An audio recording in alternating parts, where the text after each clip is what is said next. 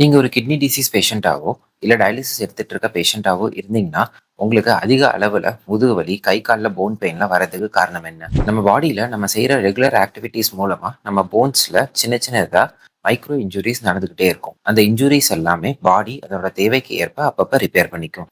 அதுக்கு calcium, phosphorus, vitamin D, parathyroid hormone அப்படின்ற elements எல்லாம் பாடியில ப்ராப்பரா இருக்கணும். கிட்னி டிசீஸ் ஆன பேஷண்ட்டுக்கு கால்சியம், பாஸ்பரஸ் பாடியில ஒழுங்கா ரீஅப்சார்ப் ஆகாது. வைட்டமின் டி அப்படின்ற ஹார்மோன் ஆக்டிவேட் ஆகாது.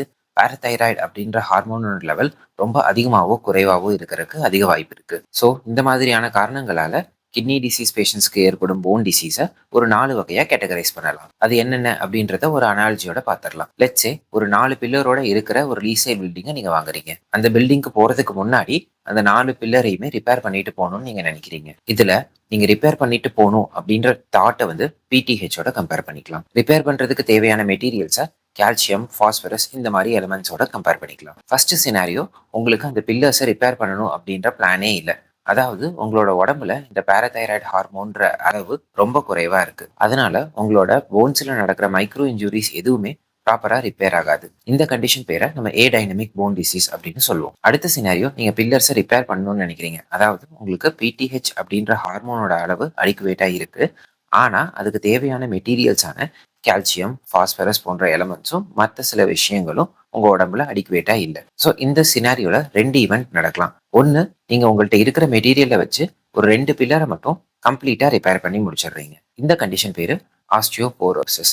அடுத்தது, உங்கள்ட்ட இருக்க மெட்டீரியலை வச்சு 4 பில்லரையுமே ஒரு ஹாஃப் குவாலிட்டியில ரிப்பேர் பண்ணி வைக்கிறீங்க.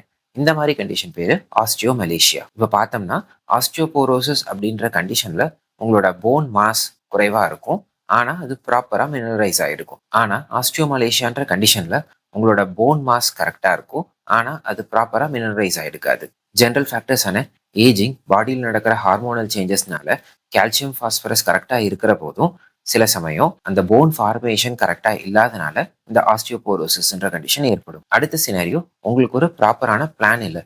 அதாவது இப்போ ஒரு 2 பில்லரை ரிப்பேர் பண்ணிட்டு 3வது பில்லரை போய் ரிப்பேர் பண்றப்பவே நீங்க போய் ஃபர்ஸ்ட் பில்லரையோ செகண்ட் பில்லரையோ திருப்பி ரிப்பேர் பண்ணிக்கிட்டு இருக்கீங்க. பிடிஹெச் அப்படின்ற ஹார்மோனோட லெவல் அதிகமா இருந்ததுன்னா உங்களோட 4 பில்லருமே ஏதாவது ஒரு ப்ராசஸ் ஆஃப் ரிப்பேர்லயே இருந்துகிட்டு இருக்கும். இந்த கண்டிஷனுக்கு பேரு ஹைப்பர் டைனமிக் போன் டிசீஸ். ஒரு நார்மல் பேஷண்ட்டை கம்பேர் பண்றப்போ கிட்னி டிசீஸ் பேஷண்ட்ஸுக்கு இந்த மாதிரி வெரைட்டி ஆஃப் ரீசன்ஸ்னால போன் ஹெல்த் டிசார்டர் ஏற்படுறதுனால நீங்க ஒரு ரேண்டமா கால்சியமோ இல்ல வைட்டமின் டி டேப்லெட் எடுக்கிறதுனால உங்களோட போன் ஹெல்த் இம்ப்ரூவ் ஆகாது. ஒரு நெஃப்ராலஜிஸ்ட்டை கன்சல்ட் பண்ணி உங்களோட போன் டிசீஸ் என்னன்றதை கண்டுபிடிச்சு அதுக்கு ஸ்பெசிஃபிக்கான ட்ரீட்மெண்ட்டை எடுத்துக்கோங்க.